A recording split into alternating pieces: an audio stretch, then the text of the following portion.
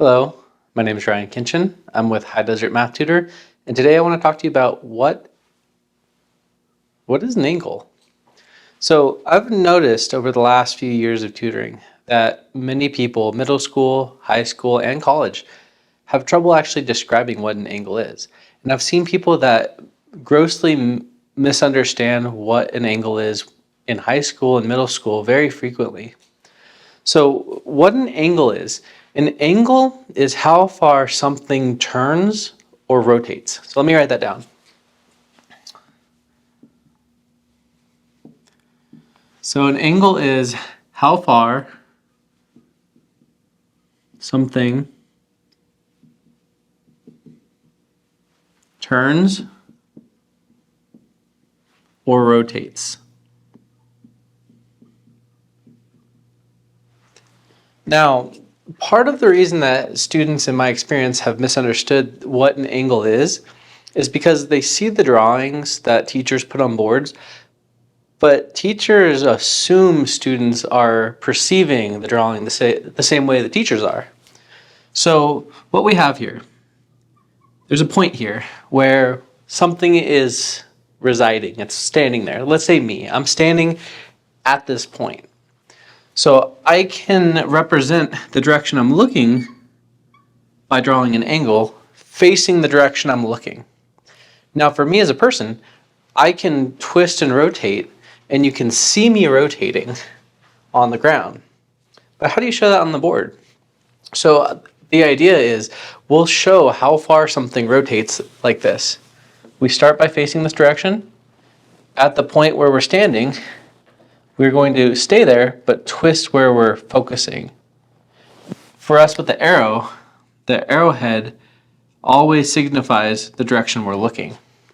So we were looking this way, we turned this direction, and now we're facing that way.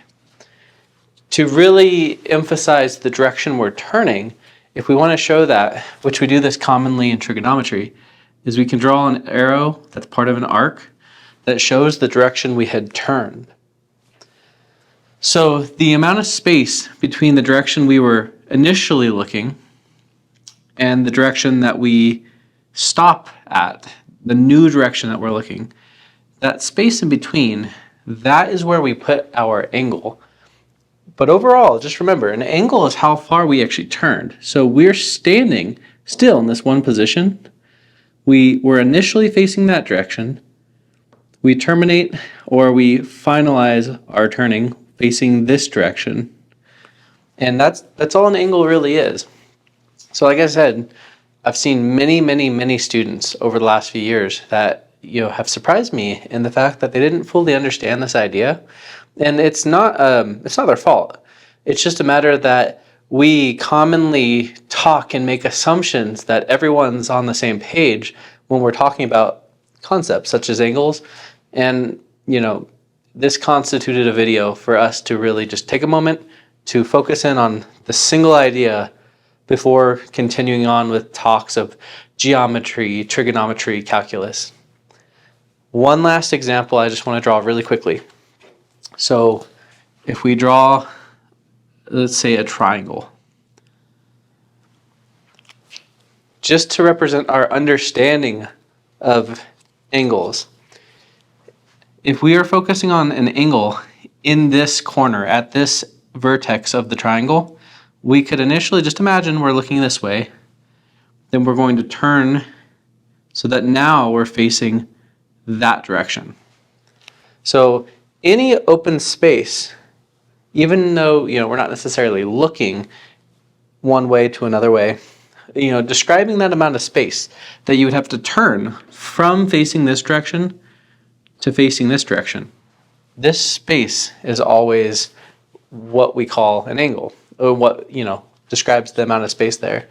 And a common thing, just a last note to be aware of when we're talking about triangles, the convention for actually describing an angle is to always use uppercase letters, A, B, C. It could be any letter.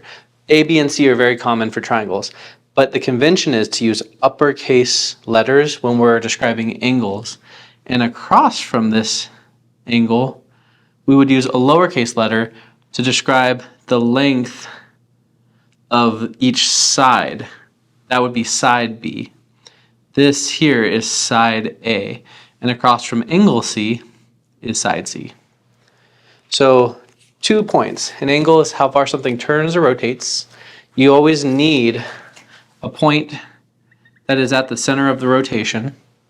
And just for the sake of, making note of convention, when we're discussing triangles, it's extremely common to use uppercase letters when we're describing angles.